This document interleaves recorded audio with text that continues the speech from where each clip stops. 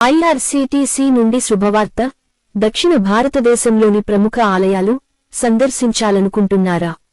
అయితే IRCTC tourism Hyderabad నుంచి భారత్ గౌరవ్ రైలులో యాత్రను ప్రారంభిస్తోంది.